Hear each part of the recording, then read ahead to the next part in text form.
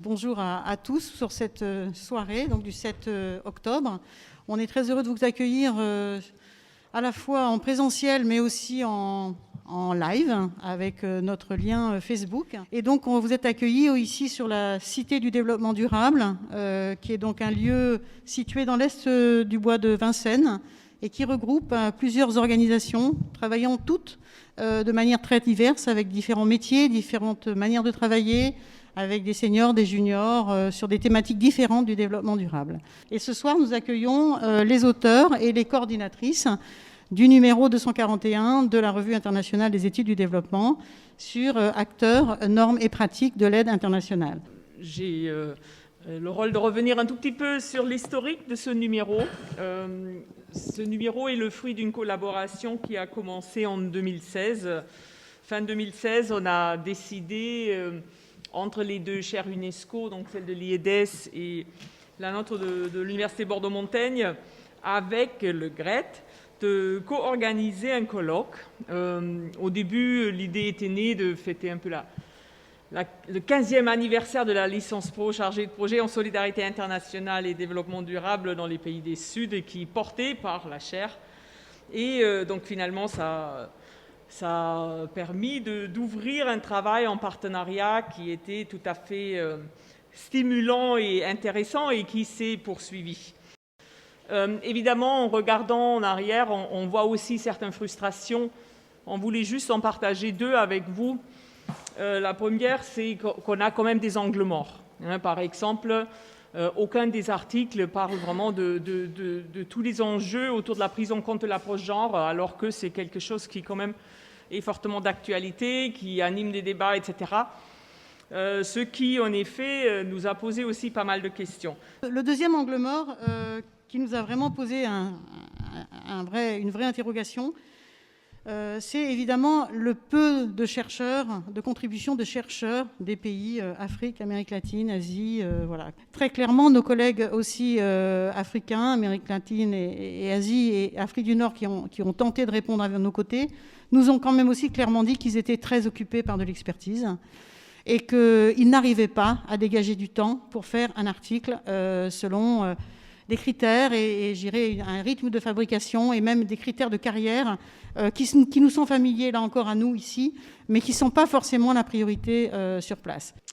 Alors, ce que nous souhaitions après voir avec vous rapidement, c'était de vous expliquer un peu l'angle finalement d'analyse que nous avons choisi toutes les trois pour introduire ce numéro, puisque nous l'avons à la fois coordonné et introduit par un article. Je le ferai en 3 points, cette explicitation de notre angle d'analyse. Le premier point, c'est sous la forme d'un double constat. Et nous voyons qu'avec les professionnels d'aujourd'hui, il y a toujours une vraie préoccupation d'amélioration des pratiques, d'investissement dans le travail, une vraie ambition d'être plus efficient, plus efficace, et un vrai challenge au quotidien pour tous ces acteurs du développement et de la solidarité internationale qui se trouvent à devoir et à vouloir travailler mieux, plus près des terrains, de manière plus efficiente avec les partenaires de terrain. Il se double d'un deuxième que nous constatons aussi toutes les deux, mais que chacun d'entre nous, évidemment, peut aussi constater, c'est que les terrains sont non pas plus complexes qu'ils ne l'étaient, ils sont tout aussi complexes, ils ont toujours été complexes, les terrains. Par contre, clairement, les terrains s'éloignent des chercheurs et des praticiens. Et cet éloignement ne permet plus de travailler aussi aisément que cela, tant pour l'expertise, pour les professionnels, que pour les chercheurs. Et pour plusieurs raisons, évidemment, qui sont avancées, que l'on connaît, à cause des instabilités. D'abord, la question de l'insécurité et de l'accès difficile à des terrains, c'est que ces terrains sont le fruit aujourd'hui de conflits, de situations tendues, mais que l'aide est aussi tout simplement instrumentalisée aussi. C'est très difficile pour les praticiens de l'aide d'être dans ces contextes tendus, au sein de causes nationales, internationales, mais qui ont souvent des transcriptions locales, qui ne sont pas du tout aisées pour travailler. Plus prosaïquement aussi, cet éloignement des terrains, on le sait tous, c'est le fruit de rationalisation budgétaire. qui se sont donc succédés au fil des années. Et on sait que l'aide publique au développement stagne, au mieux, voilà, de temps en temps augmente, mais grosso modo stagne, et que tout ça donne lieu à des arbitrages aujourd'hui de l'aide publique au développement, qui fait que l'aide va de plus en plus vers des zones en crise, des zones tendues, des zones qui connaissent des conflits. Et cette particularité n'aide pas évidemment à la proximité au terrain ou l'accès facile au terrain. On peut enfin peut-être poser une dernière hypothèse, peut-être un peu moins dissible, un peu plus provocatrice, un petit peu dérangeante peut-être, mais il semble important pour nous aussi de considérer que les contextes d'intervention aujourd'hui, territoires et leur population, tolèrent de moins en moins une forme d'intervention top-down, ou en tout cas avec des modalités d'intervention telles qu'on les a connues, et les conditions de travail de ces interventions elles-mêmes ont changé. Il y a de moins en moins d'expatriations longues, il y a de moins en moins de départs à l'étranger, d'installations de familles à l'étranger, il y a moins en moins de postes, ce qu'on appelait des postes pour pouvoir travailler sur place. Et tout ça aussi donne donc lieu à une double dynamique qui met en tension. C'est compliqué aujourd'hui pour des jeunes d'aller travailler sur un terrain parce qu'ils se posent plus de questions, de plus en plus de questions, par leur légitimité à intervenir. Ils ont moins d'aplomb, ils sont moins sûrs de la justesse des modèles et des techniques dont ils sont porteurs. Le deuxième point est en forme de paradoxe. C'est-à-dire qu'en écho à ces deux premières dynamiques, nous avons voulu souligner qu'on assistait à une montée en puissance d'un système performatif.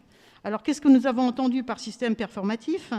Non pas son sens premier au sens linguistique du terme, mais son sens dérivé de l'économie et du management. Par performant, nous entendons un acte qui de lui-même est censé produire et attester de la performance. Adopter un procédé ou un outil ou souscrire à une norme suffit à devenir performant.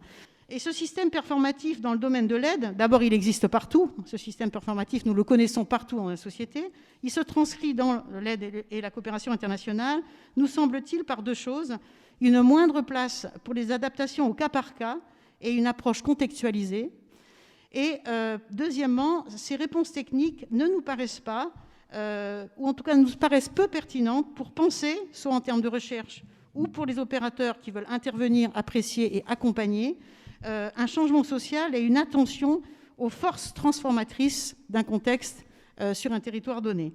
Finalement, la temporalité nous paraît quelque chose d'absolument très important à restaurer dans la réflexion et dans la compréhension de ces dynamiques, parce que la non-accessibilité au terrain, qui est trop souvent expliquée par le seul angle sécuritaire, alors qu'il est largement la résultante d'autres facteurs, et notamment un éloignement structurel de l'aide des acteurs et des territoires sur le terrain. Cet angle sécuritaire s'accompagne aussi souvent très souvent de la mobilisation d'une idéologie humanitaire qui se développe à la faveur de l'injonction et à l'aspiration à intervenir dans l'urgence. On l'a vu tout à l'heure, les arbitrages font qu'on intervient dans l'urgence.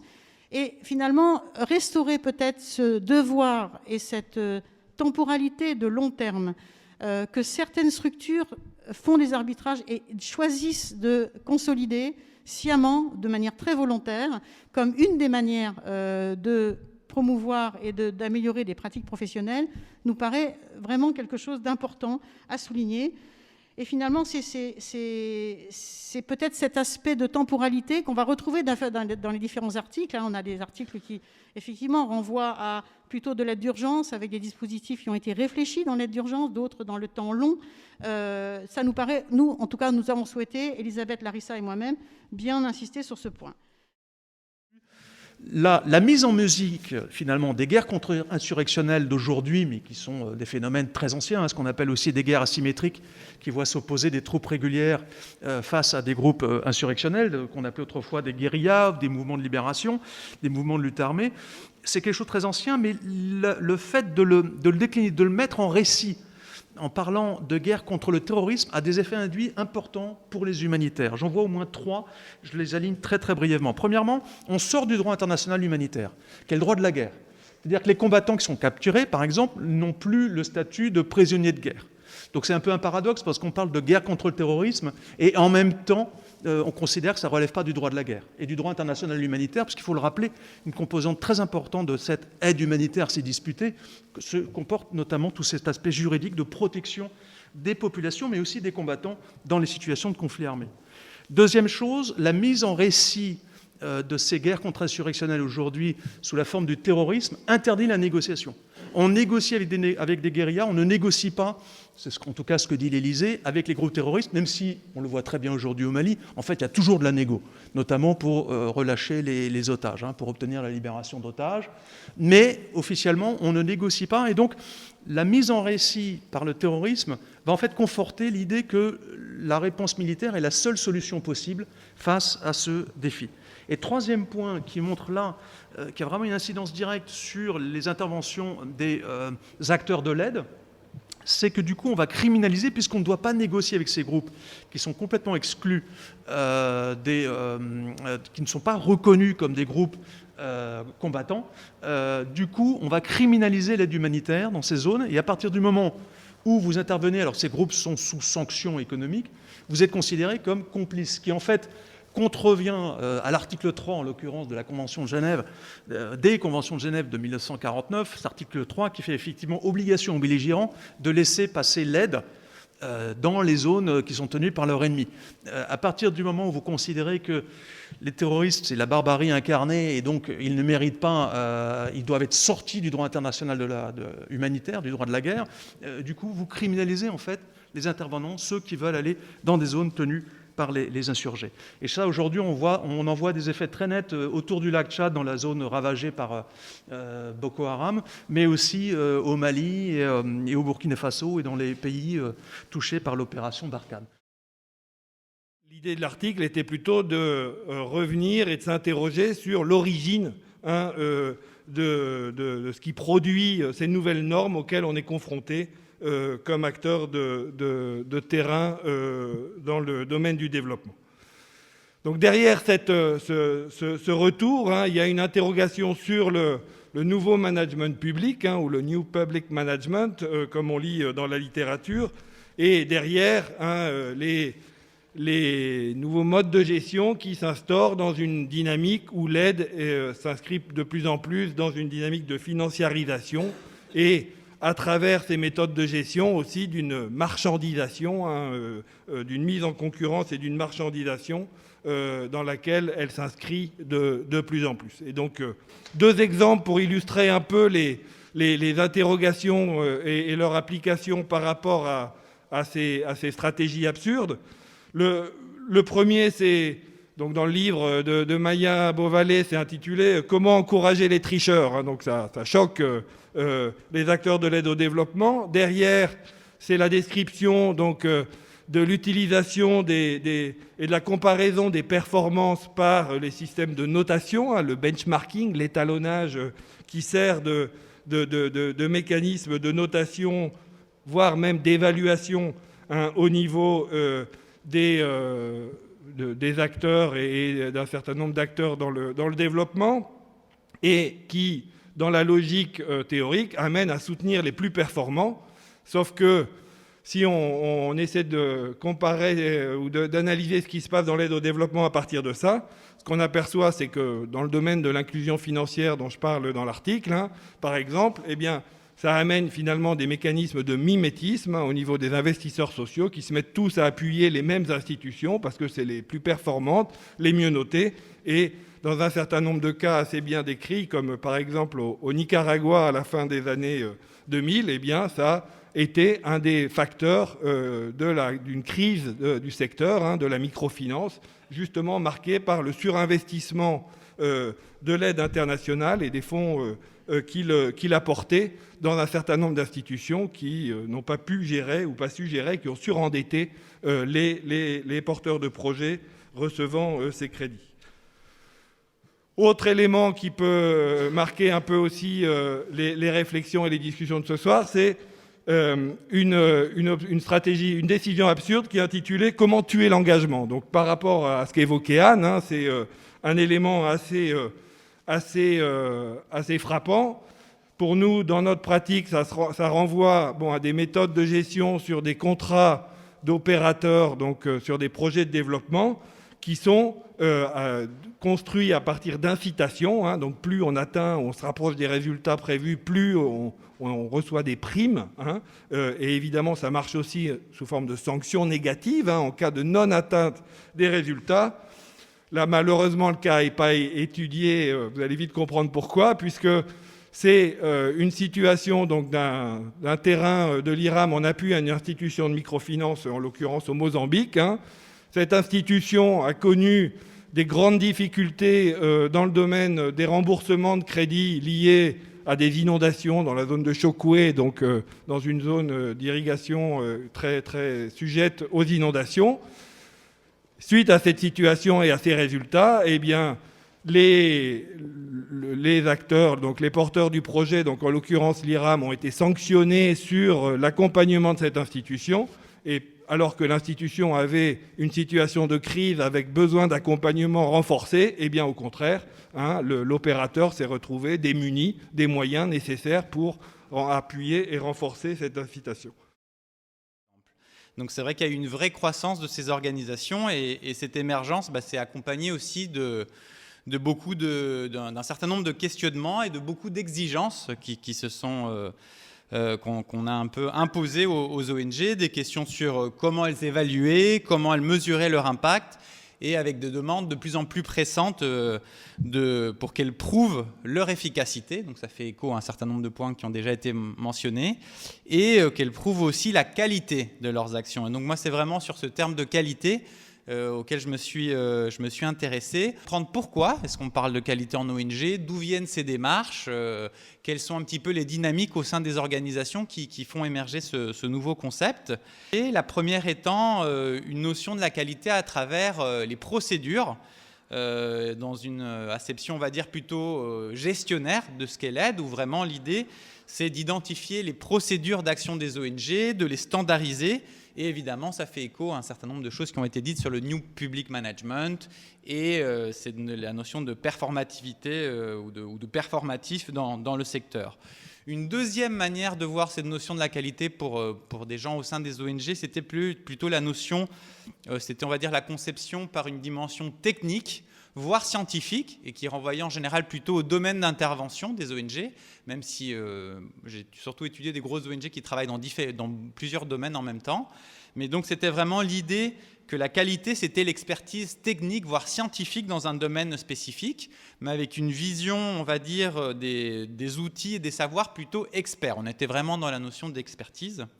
Et enfin, la troisième manière de voir la qualité, c'était plutôt les discussions au sein des ONG qui avaient à voir avec la mission de l'ONG. Est-ce que l'ONG répondait à sa mission première, à sa vocation, à sa raison d'être quelque part, et qui questionnait plutôt les questions, on va dire, d'engagement ou éventuellement du rôle sociopolitique au sein des ONG, et aussi des débats qu'il pouvait y en avoir en interne sur les questions de militance, on va dire. On constate qu'il y a quand même des logiques dominantes et qu'en particulier, les outils, la dimension procédurale de la qualité, par la gestion des procédures, par effectivement le New Public Management, semble s'imposer à d'autres types d'outils et de démarches au sein des ONG. Alors, je pense qu'il faut souligner le fait qu'évidemment, il y a un caractère positif à ce que les ONG travaillent sur la qualité, et ça va un peu dans le sens de cette volonté, de cette exigence de poursuivre une professionnalisation, ou en tout cas de renforcer les capacités humaines, techniques et organisationnelles des ONG. Mais pour qu'elles soient vraiment pertinentes, ces démarches, encore faut-il qu'elles s'intéressent vraiment aux propres contradictions et limites des ONG, et qu'elles permettent aussi aux ONG de se positionner peut-être plus fortement, d'assumer leur rôle, puisqu'elles ont une spécificité on va dire, d'indépendance, d'engagement, de représentation de la société civile, de questionner le fait qu'elles ne doivent pas se positionner plus fortement au sein de l'aide internationale, notamment vis-à-vis des bailleurs, vis-à-vis des organisations internationales, vis-à-vis de l'opinion publique, pour essayer de lutter contre certaines asymétries et certaines inégalités qu'il existe au sein du secteur, et on en parlait, que ce soit le genre, que ce soit les inégalités, le secteur en interne lui-même a beaucoup de... Enfin, il y a des questions qui ne sont pas encore résolues. Moi, mon article, il va faire écho à 2 points qu'a soulevé Anne dans son introduction. À la fois la rationalité budgétaire qui est en cours dans l'aide au développement, et puis cette montée d'un système performatif avec le fait d'accorder vraiment une croyance, pratiquement on pourrait parler de croyance, à des outils qui sont réputés comme performants. Je raconte en fait la rencontre entre une ONG et une entreprise et les affinités en fait qui peuvent se créer entre des acteurs de l'aide qui cherchent à pérenniser leur action et à améliorer leur efficacité avec des outils, des savoir-faire d'acteurs capitalistes qui sont, eux, en recherche de nouveaux débouchés. Et alors, bien sûr, ces rencontres ont des conséquences concrètes sur les transformations des programmes.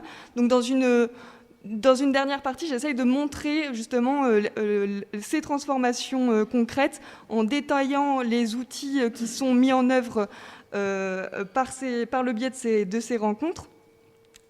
Et qui sont aussi investis de nouvelles significations. Donc je donne un exemple tout simple, par exemple le prix qui a été mis en place du coup très rapidement du fait de la mise en place de solutions payantes. Il était investi malgré tout de logique sociale, c'est-à-dire qu'il y avait vraiment une volonté de maintenir le prix au plus bas. Cette volonté, elle existe toujours, mais elle entre en tension avec d'autres significations, notamment le fait de penser le prix comme un signal de qualité qui doit mettre en confiance le programme avec les populations, mais bien sûr qui a comme conséquence aussi d'exclure les populations les plus précaires de la distribution de ces... je ne le développe pas dans l'article, mais je le compare aussi, ce cas-là particulier, avec un autre programme d'aide dans le secteur de l'assainissement. Et bien sûr, d'un secteur à un autre, l'impact de ce type de processus n'aura pas les mêmes conséquences. Donc je pense que ça ouvre aussi des recherches intéressantes de comparaison entre différents secteurs pour voir vraiment quelles sont les implications concrètes de ce type de changement. D'abord, ce sur quoi je me suis interrogé, c'est les origines de cette sudisation, donc qui, chez Médecins sans frontières, en tout cas, prend la forme de cette importance, de ce taux grandissant d'expatriés du Sud. Est-ce que finalement ces expatriés du Sud se sont emparés des nouvelles responsabilités auxquelles ils ont pu accéder et se sont emparés d'une certaine manière du pouvoir qui leur a été conféré? Et est-ce que finalement le centre de gravité décisionnel s'est effectivement déplacé légèrement vers le Sud? Et ce dont je parle en particulier, c'est qu'en fait, peut-être, mais relativement tardivement, une grande partie de ces expatriés du Sud, en particulier ceux que j'ai interviewés, en fait, pendant les premières années, sont relativement timides, n'osent pas intervenir dans les débats de l'organisation, alors que c'est une organisation qui est connue pour son caractère, son amour de la critique, disons. Et en fait, ces nouveaux expatriés sont relativement timides et ont besoin d'un certain nombre d'années avant d'oser s'exprimer. Et pendant ces premières années, avant d'oser s'exprimer, en fait, ils reproduisent largement les schémas de pensée du Nord. Et pour eux, leur bonne intégration dans l'organisation doit passer par l'appropriation de ces schémas. Alors que, à l'inverse, d'autres responsables attendent de ces nouveaux expatriés du Sud qu'ils donnent leur opinion et qu'ils partagent leur point de vue sur l'organisation, leur point de vue sur la stratégie opérationnelle. Et en fait, ce n'est pas ce qui se passe. Ou si ça se passe au bout d'un certain nombre d'années. Finalement, cette sudisation n'est que de façade d'une certaine manière, puisqu'en pratique, cette sudisation ne fait que valider les modes de pensée du Nord. Voilà. Alors ça, c'est dans un premier temps. en fait, au fil des années, la proportion d'individus du Sud est de plus en plus importante. Aussi, ce sont souvent des expatriés qui sont plus fidèles à l'organisation, qui restent plus longtemps dans l'organisation. Et donc, en fait, au fil du temps, ils ont un poids de plus en plus important dans l'organisation. Il y a eu chez Médecins sans frontières Suisse un président éthiopien, il y a eu chez en ce moment chez Médecins sans frontières France, c'est un président libanais. Et donc, en fait, même si les premières années, leur présence, paradoxalement, participe à une forme de dépolitisation de l'organisation, au fil du temps, il y a un équilibre qui s'opère et ces expatriés du Sud s'investissent de plus en plus dans l'organisation. Et peut-être je terminerai par ça. En ce moment même, et en particulier donc, suite à la mort de George Floyd, dont vous avez entendu parler, il y a eu des débats en interne chez Médecins sans frontières autour du racisme, de la place des Noirs dans l'organisation. Et vraiment, depuis quelques mois, le grand débat en interne, c'est celui du racisme qui serait dit structurel et qui, sans doute, n'aurait pas pu exister, n'aurait pas pu être débattu il y a quelques années. Mais aujourd'hui, justement, il a été en particulier soulevé suite aux événements, mais en interne, c'est en particulier des expatriés du Sud qui ont soulevé ce débat-là, et débat qu'ils n'auraient sans doute pas osé soulever il y a quelques années. Voilà, donc cet article a la distinction de plusieurs publications existantes sur la capitalisation, qui a posé les fondamentaux un peu théoriques de la capitalisation, ou d'autres productions qui sont plus de l'ordre d'outils pratiques, de boîtes à outils méthodologiques. Donc on a souhaité donner à voir un petit peu l'intérieur de cette approche et les questions que cela a pu poser. Donc dans les années 90, on a une étape de formalisation avec les publications d'Henri de Zutter, qui va d'ailleurs publier une définition qui fait foi, qui dit que capitaliser, c'est transformer l'expérience en connaissances partageables. Et là, la plupart des ONG adoptent, dans une volonté justement d'être une organisation apprenante et d'améliorer la pratique, adoptent cette technique, ce processus. Et à partir des années 2000, notamment au travers des outils portés par les bailleurs d'instruments financiers, la capitalisation est intégrée de manière quasiment systématique. Donc là, on est dans une démarche de systématisation de la pratique au travers de ces outils.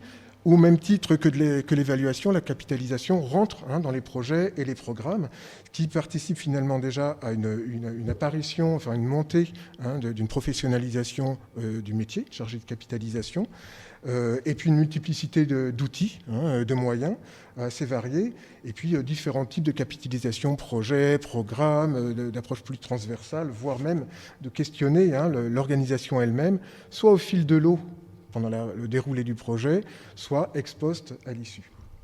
Les personnes qui ont été enquêtées ont formulé différentes propositions pour essayer d'avancer, qui sont plutôt des perspectives intéressantes et assez stimulantes pour dépasser ces limites. Donc je vous invite à lire l'article pour en savoir un petit peu plus sur les propositions de développement qui vont vers une intégration de la démarche de capitalisation au cœur des projets, se rapprocher de l'opérationnel, de le faire de manière plus intégrée avec l'ensemble des équipes, et puis d'investir sur une meilleure diffusion des productions.